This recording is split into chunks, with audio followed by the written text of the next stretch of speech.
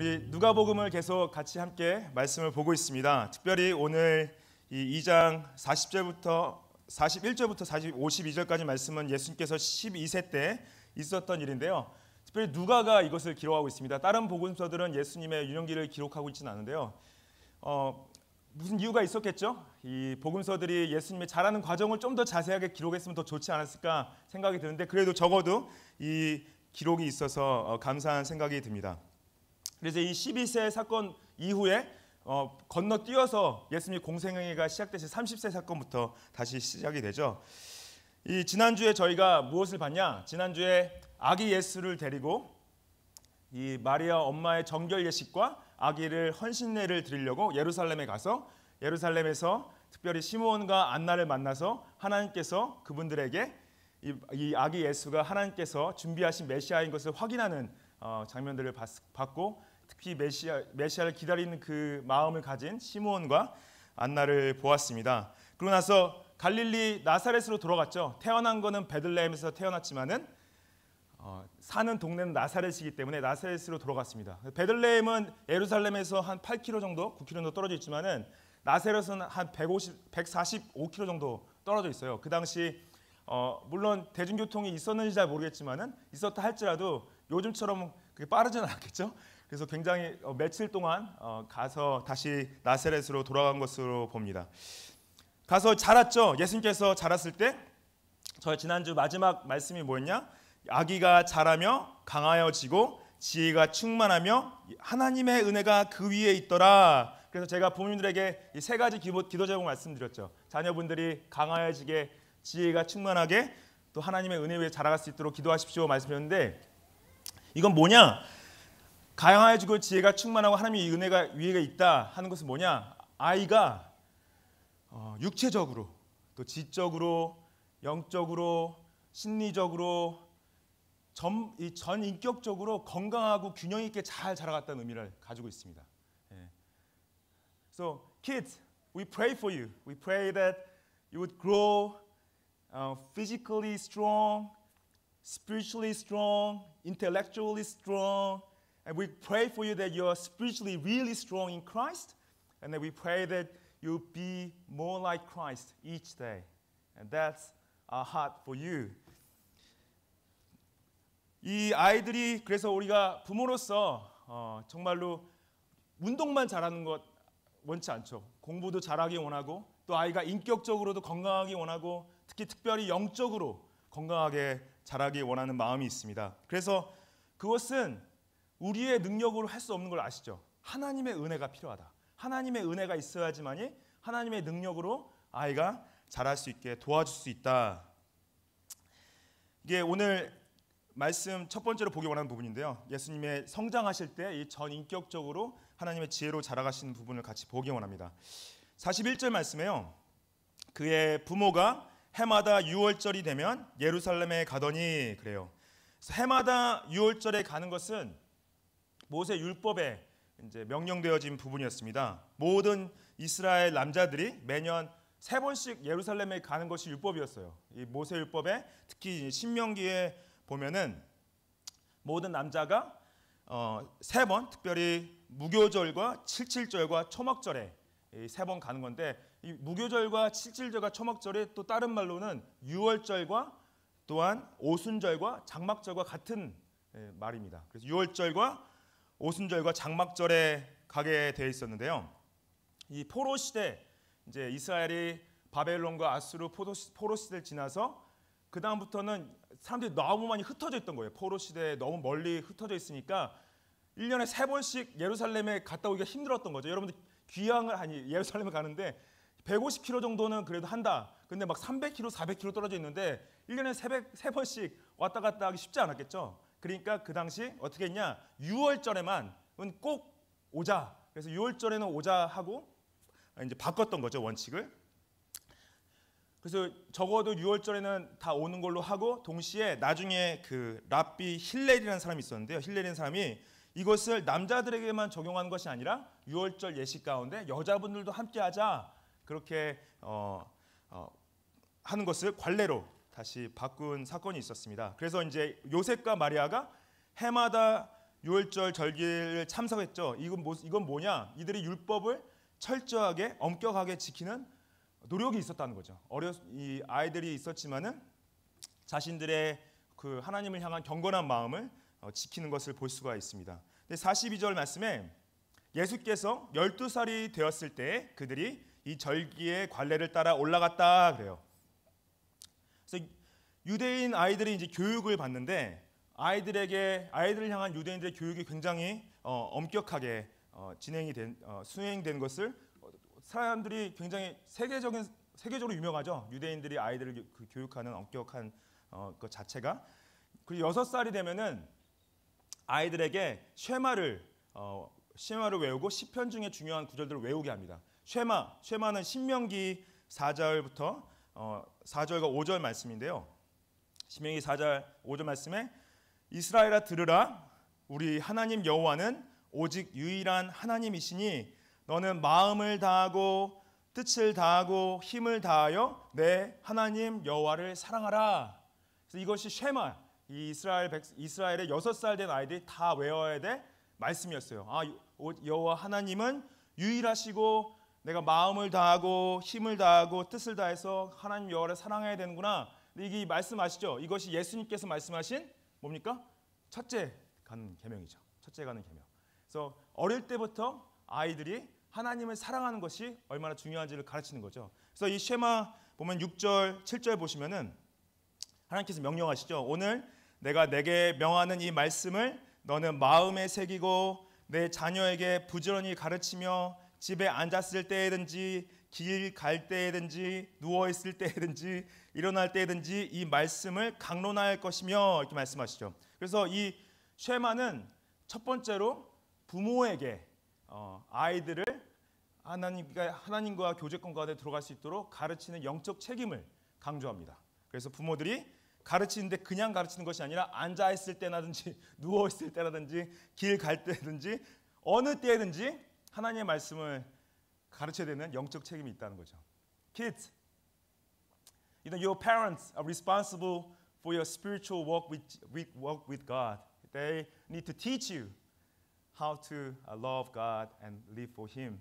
And make sure your parents teach you that. Okay? 부모로서 영적 책임을 다했던 요셉과 마리아가 이제 예수님을 데리고 이제 12살이 됐을 때 올라갔다는 의미는 뭐냐? 당시 이제 아이들이 10살이 되면은 미시나라는 그 율법의 해석을 배우기 시작합니다. 이 미시나는 이제 장로들이 만든 유전이에요.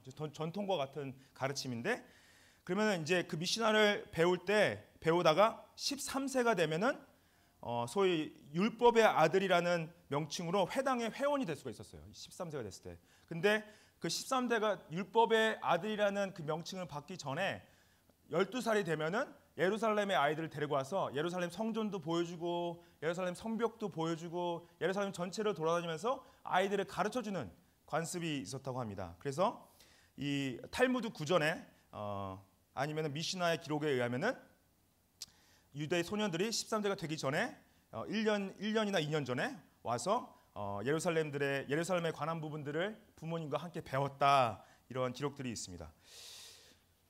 그래서 42절에 이제 예수님께서 12살이 됐을 때 어떻게 보면은 이 마리아와 요셉이 예루살렘에 데려왔던 것도 이것과 같은 맥락으로 이해할 수가 있죠. 그리고 43절에 보면은 그 날들을 마치고 돌아갈 때 그 날들은 언제냐? 6월절 행사 기간이죠. 6월절이 주로 7일간 이어졌는데 당시에 그 사람들이 예루살렘에 와도 경제적인 상황으로 7일을 다 못 채우고 돌아가는 경우가 많이 있었대요. 상상해 보십시오. 전국 방방곡곡에서 예루살렘에 오는 거예요. 그러면 그 당시 6월절 기간에 그 어코모데이션 피가 얼마나 올라갔겠습니까? 자리가 없었겠죠. 그리고 또 가격도 막 천정부지하고 그러니까 사람들이 가난한 사람들은 오래 있을 수가 없었던 거예요. 오래 지내기도 힘들고 아마 음식값도 올라가고 음료수 값도 올라가고 많이 힘들었겠죠. 그래서 끝까지 이제 있다가 간 사람이 쉽지가 않았는데 중요한 거는 마리아와 요셉도 경제적으로 그렇게 부한 상황이 아니었는데도 불구하고 7일을 다 마친 거였어요. 그리고 마치자마자 이제 떠나는데 여기서 아이 예수는 예루살렘에 머물렀다. 그 부모는 이를 알지 못했다. 이게 좀 이상하죠? 어떻게 예수님이 부모님을 안 따라가고 혼자 이렇게 남아 있을 수 있었지? 상황이 좀 이해가 안 될 수 있습니다. 근데 이게 이상할 수 있는데요. 당시 유월절에 너무나 수많은 인파가 몰렸고 또 중요하게 12살 정도 됐으면은 아이가 혼자 다닐 수 있게 이제 할 수 있었던 거예요. 예.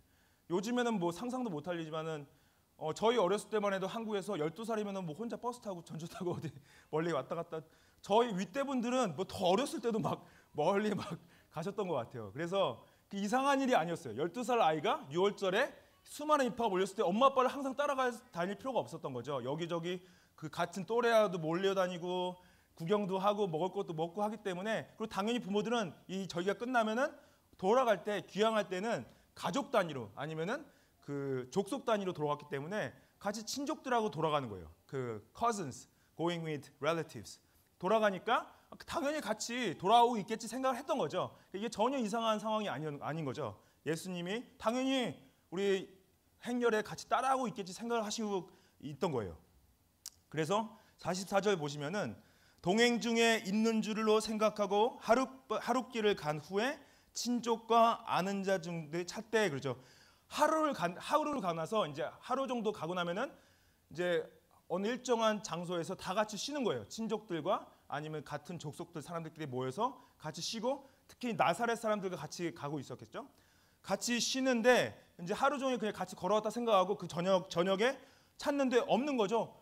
예수 봤어? 어디 예수님 예수 우리 아들 봤어? 왜 없지? 그리고 찾는 거죠. 그리고 찾고 아이가 없는 거 확인하고 나서 어떻게 하냐? 두고 왔네. 완전히 정말 놀랬겠죠. 여러분들 생각해 보십시오. 애를 두고 하루키로 왔으니 얼마나 놀랬겠습니까? 놀라서 예루살렘을 돌아가기로 한 거예요. 둘이서 마리아 요셉이 돌아갔어요. 그러니까 아마 하루길을 걸었으면은 적어도 못해도 한 4-50km는 걸었지 않았을까? 아니면은 뭐 좀 빠르게 걸었으면은 좀 더 걸을 수 있었겠죠? 근데 아무튼 다시 하루길을 돌아가는 거예요. 그래서 돌아가는 가운데 계속 아이를 찾는 거죠. 혹시 우리 아들 이렇게 생긴 애 봤습니까? 하면서 쭉 돌아간 거죠. 돌아가서 보면은 46절에 보면은 사흘 후에 성전에서 만난즉 이게 뭐예요? 그러니까 하루길을 가고 하루가 지났죠. 또 하루길을 돌아간 거예요. 이틀이 지난 거예요. 그 다음 날 셋째 날에 예수님을 성전에서 찾으신 거죠. 성전에 셋째 날에 이제 계속 찾다가 만난 거예요. 만났는데 어디서 만났냐? 성전에서 만났다. 성전에서 만났다. 그 성전은 이제 그 성전 내부에 있는 지성소를 가리키는 게 아니라 성전 앞에 있는 뜰을 말합니다. 성전 앞에 뜰. 왜냐하면 레위 지파 사람들만 성전 건물 안에 들어갈 수 있었고요. 다른 사람들은 특히 예수님은 레위 지파가 아니었죠. 유다 지파였죠. 그래서 레위 이제 앞에서 성전에서 뜰에서 그 당시 유월절이 지나고 나면은 되게 석학들이 모이는 거예요. 전국적으로 신학자들, PhDs, theologians, lecturers, 막 teachers, 그러니까 되게 유명한 랍비들이 모여서 서로 이제 토론을 합니다. 신학적인 토론을 하는 거예요. 그래서 이제 누가 엄청난 인사이트가 있네, 엄청난 이런 말씀에 이런 귀한 보물을 발견했네, 그런 것들을 나누는 거죠. 근데 그런 대화에 이 어린 아이가 끼어 있다는 것 자체가 상상을 초월하는 거예요. 여러분 생각해 보십시오. 12살 된 자녀분이 박사분과 대화를 하는데 박사분보다 더 잘 알고 있어. 이 말이 안 되는 상황이죠. 그래서 이 듣기도 하시며 묻기도 하시니 이 듣기도 하고 묻기도 한다. 이건 뭐냐? 당시 유대인들의 가장 기본적인 교육 방식이 뭐냐면은 질문을 던지고 질문에 대한 대답을 하는 거예요. 그래서 질문 던졌을 때 듣기도 하시고 또한 대답도 하셨던 거죠. 대답도 하셔서 47절 보시면은 듣는 자가 다 그 지혜와 대답을 놀랍게 여기더라 그러죠. 40절에 나왔던 지혜나 나중에 이제 52절에 나오는 지혜는 영어 단어로 소피아라고 합니다. 소피아. 헬라 단어로 지금 헬라 단어로 소피아. 그 소피아가 이제 영어로 위스덤이죠. 위스덤. 근데 여기서 말하는 지혜는 영어로 보시면 understanding 이렇게 써 있습니다. understanding에서 여기서 헬라어 단어는 synesis라는 단어인데 이 synesis는 뭐냐? 지식을 소화하는 능력을 말해요. 그리고 또 지식을 그냥 부분적으로 하는 것이 아니라 통합적으로 하는 comprehensive understanding. 그리고 또 명확하게 아는 거예요. precise understanding. 그리고 또 대답을 할 때 어떠한 이게 찌르는 이 acuteness라고 하는데 그런 찌르는 통찰력 이런 그것을 synesis 이런 단어를 쓰는데요. 그리고 또 이 대답을 했을 때 대답을 했다 answers 할 때 그냥 이 answer가 이제 apokrisis라는 단어인데 apokrisis도 대답이라는 것이 그냥 아무 말을 막 뱉는 게 아니라 명확한 대답을 말합니다. 질문에 대한 명확한 대답. 여러분 그 질문을 누구한테 던졌을 때 정말 말도 안 되는 대답 들어보면 어떤 느낌이 드세요? 대답할 가치도 못 느끼시죠. 근데 대답을 했을 때 상상을 초월하는 정말로 놀라운 통찰력을 대답했을 때 느낌이 어떠십니까? 와, 어떻게 이렇게 대답할 수가 있지? 지혜로운 대답. 예, 그런 걸 말할 때 아포크리시스. 그래서 사람들이 놀라는 거예요. 12살짜리 아이가 이 석학들과 대화를 하는데 너무나 명확한 대답과 정말로 이 그 통합적인 통찰력을 가지고 대답했을 때 사람들이 놀랄 수밖에 없었죠. 예. 그래서 예수님이 가신 지혜가 소피아와 동시에 그 다음에 시네시스 이런 지혜를 가지고 계셨다. 저는 이 말씀을 보면서 정말 기도가 절로 나왔습니다. 어떤 기도가 나왔냐? 우리 자녀들이 이런 지혜가 있으면 좋겠다. 예, 자녀들이 이런 지혜가 있으면 좋겠다 하면서 세 가지를 생각해 봤는데요. 첫 번째는 하나님의 말씀과 세상에 대한 포괄적인 이해가 있으면 좋겠다 생각했습니다. 예. 아이들이 comprehensive understanding of the Word of God and the world. Kids, I pray for you that you have wisdom, that you have comprehensive understanding of the Word of God, and also you have comprehensive understanding of the world and the culture around you. 하나님의 죄송합니다. 이쪽에 아이들이 다 거의 몰려 여기 이제 있는데 아이들 이쪽에 다 몰려 있어서 예. 연희야 너 듣고 있지? 복음을 또한 복음을 통해 세상을 바라보는 관점이 있으면 좋겠다. 그냥 세상을 바라보는 것이 아니라 예수 그리스도의 그 복음의 진리를 통해 세상을 바라봤으면 좋겠다. Kids, I pray for you that you look at the world with the lens of gospel of Jesus Christ. 그리고 마지막으로 진리를 향한 공격에 지적으로 대처했으면 좋겠다. I pray for you that you have intelligent responses against the attacks on the truth. 그냥 대답하는 것이 아니라 정말로 지성인으로서 영적인 대답을 했으면 좋겠다. 그렇게 아이들이 자랄 거라고 믿습니다. 우리 자녀들이 하나님께서 쓰시는 다음 세대 리더들로 세워지기를 축복합니다. 그리고 나서 이제 예수님께서요 본인이 분명한 정체성을 가지고 성장하셨음을 드러내십니다. 48절 말씀에 그의 부모가 보며 놀라며 그의 어머니는 이르되 아이야 어찌하여 우리에게 이렇게 하였느냐 보라 내 아버지와 내가 근심하여 너를 찾아노라 그러죠. 당연히 여러분들 보시면은 걱정할 수밖에 없었겠죠. 진짜 저는 바로 화냈을 것 같아요.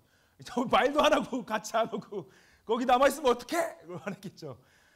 예, 정말로 많이 놀래서 부모로서 당연히 화가 날 수밖에 없지 않았습니까? 근데 이제 갔는데 바로 화날 수는 없었죠. 왜냐하면 너무나 유명한 막 석학들이 예수님 주위에서 예수님과 대화를 하고 있는 거예요. 그러니까 당황했겠죠. 이게 무슨 일이지? 왜 예수가 이분들과 얘기를 하고 있지? 그러니까 바로 혼내서 끌고 나올 수가 없는 상황이었던 거예요. 그래서 이제 놀래고 난 다음에 이제 데리고 나와서 말하는 거죠. 어떻게 이렇게 할 수가 있니? 우리한테 말은 해주고 여기 남아 있어야 되지 않겠니? 그런데 예수님이 대답은 이렇습니다. 49절 말씀에 예수께서 이르시되 어찌하여 나를 찾으셨나이까? 내가 내 아버지의 집에 있어야 될 줄을 알지 못하셨나이까 하시니. 그래서 이것은 부모들이 의아했지만은 예수님도 부모들의 태도에 대한 의아함이 있던 거죠. 근데 이것은 예수님이 부모님을 무시한다기보다는 예수님께서 자신의 어떤 분명한 정체성을 드러내시기 위한 표현입니다. 생각해 보십시오. 하나님의 인재가 있던 예루살렘 성전에 예수님 12에 대해서 오셨어요. 근데 본인이 하나님의 아들이신지 분명히 아셨어요.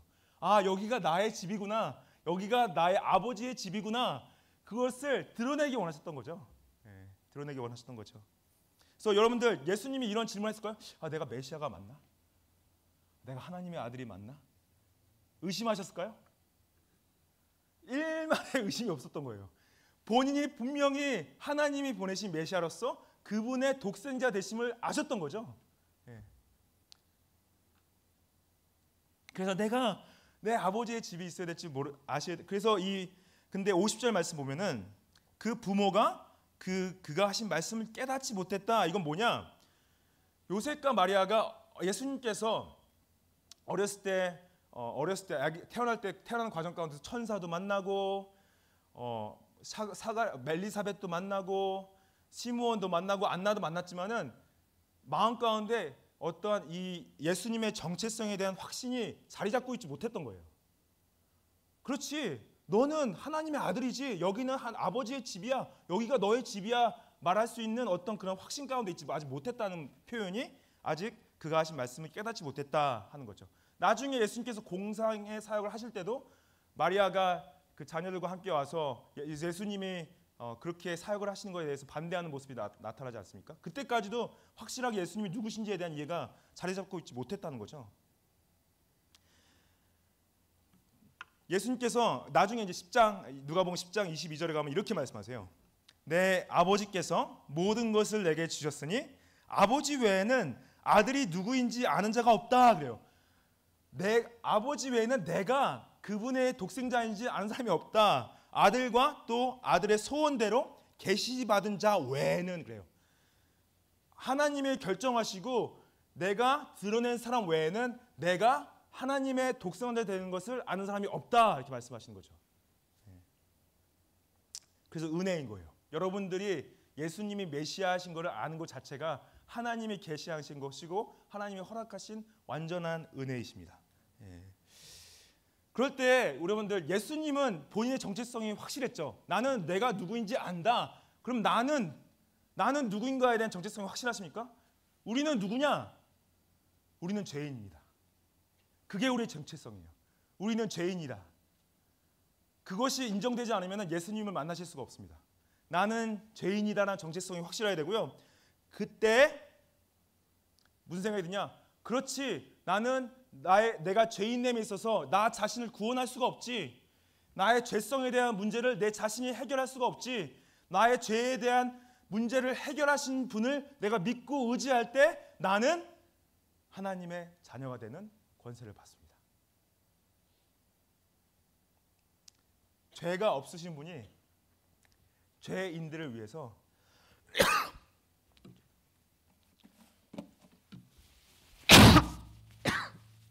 죄송합니다.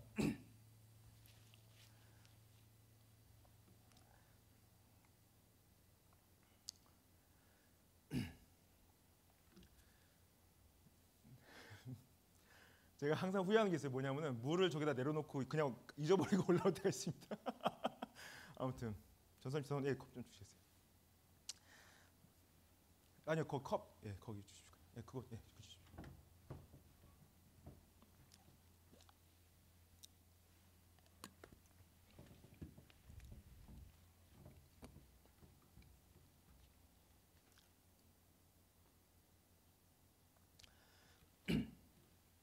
그래서 죄송합니다. 되게 중요한 순간에 제가 사례가 걸렸네요. 나는 죄인이고 예수님은 하나님의 아들 되시고 그분은 죄가 없으시고 그분을 믿을 때 하나님의 자녀가 되시는 권세를 받으실 수 있습니다. 믿으십시오. 예수님을 믿으십시오. 예수님께서 하나님의 아들 되심을 믿으십시오. 하나님의 자녀가 되실 수 있습니다. 마지막으로 예수님께서요 부모를 공경하면서 성장하신 것을 보여주십니다. 51절 말씀에 예수께서 함께 내려가사 나사렛에 이르러 순종하여 받드시더라 그래요. 순종하여 받들다. 영어로 보시면은 he was submissive to them. 여기서 to them은 부모를 말하죠. 요셉과 마리아에게 submissive, 순종했다. 그래서 12살 된 예수님께서 다시 나사렛에 내려갈 때부터 보면은 부모님을 공경했다는 거죠. 그래서 여기서 순종하여서 받들었다 하는 헬라 원어의 그 시제가 미완료 수동태입니다. 미완료 수동태는 무슨 말이냐? 예수님이 순종하신 것이 일회적으로 순종한 것이 아니라 지속적으로 순종했다. 삶 가운데서 계속 순종했다. 그걸 말해요. 여러분들 우리 10계명 중에 5계명이 뭡니까? 그쵸? 내 부모를 공경하라. 예. 내 부모를 공경하고 이 내 부모를 공경할 때 오는 축복이 뭐라고 그랬죠? 축복이 그리하면 내 하나님 여호와가 내게 준 땅에서 내 생명이 길리라. 그래서 혹시 기억하실지 모르겠지만 제가 10계명을 설명드릴 때 이 축복이 뭐냐? 축복은 그냥 단순하게 그냥 장수한다는 의미가 아니라 그 영적인 권위를 세우신 부모의 권위에 순종하는 관계 가운데서 자라갈 때 전체적인 그 영적 공동체와 사회적 공동체가 그 조화 가운데서 우리가 그 안정과 평안을 누릴 수 있다는 것을 설명을 드린 적이 있습니다. 여기서 뭐예요? 그래서 예수님께서 순종하신 거죠. 이 5계명을 그 하나님께서 세우신 영적인 권위인 그 부모에게 순종하는 모습을 보이신 거죠. 그래서 우리가 자녀들이 부모님을 공경하도록 가르치셔야 됩니다. 특별히 자녀들이 계신 분들 중에 뭐 자녀가 엄마한테 막 함부로 말하거나 함부로 행동한다. 그걸 이제 아버님이 보셨다면은 아버님 어떻게 하십니까? 너 엄마한테 그렇게 말하면 안 돼. 너 엄마한테 그렇게 행동하면 안 돼. 그렇게 왜냐면 부모를 공경하게 가르치라고 명령하셨기 때문에 그렇죠? 반대로도 자녀분들이 아버님한테 오셔서 아버지한테 막 함부로 말한다. 그러면은 어머니가 그걸 보셨을 때는 옆에서 너 아버지한테 그렇게 대하면 안 돼. 이거는 한국 문화적인 부분이 아니라요. 성경적인 거예요. 성경적으로 자녀분들이 왜냐하면 그러한 그 부모님들을 영적 권위를 세우신 하나님께 하나님께서 하나님의 그 디자인 가운데 우리가 순종해야 될 부분이 있어서 이것은 율법적인 부분을 넘어서서 하나님께 순종하는 부분입니다. 관계 가운데 있어서 자녀들이 부모를 존중하는 것. 여러분들 설날이 있어서 한국에 계신 부모님들한테 전화 드리셨죠? 연락 드리셨죠? 그 우리가 왜 합니까? 부모님들 존중하고 공경하기 때문에 하는 거 아니에요? 우리가 그것을 아이들에게 보여줘야 되죠. 마리아가 이때 이 모든 말을 마음에 두었다 말합니다. 이 모든 말을 마음에 두었다. 죄송합니다. 제가 이 말을 좀 아이들한테 하고 지나가게 됐네요. Kids, the Bible teaches that you ought to honor and respect your father and your mother, and that it's not Korean culture, not just Korean culture. It is a Bible's command, right? Amen. 그래도 제가 이 말할 때 애들이 초롱초롱 저를 쳐다봐 주네요. 제가 2부 예배 때 저희 아이들이 오는데 제가 좀 더 세게 말하려고요.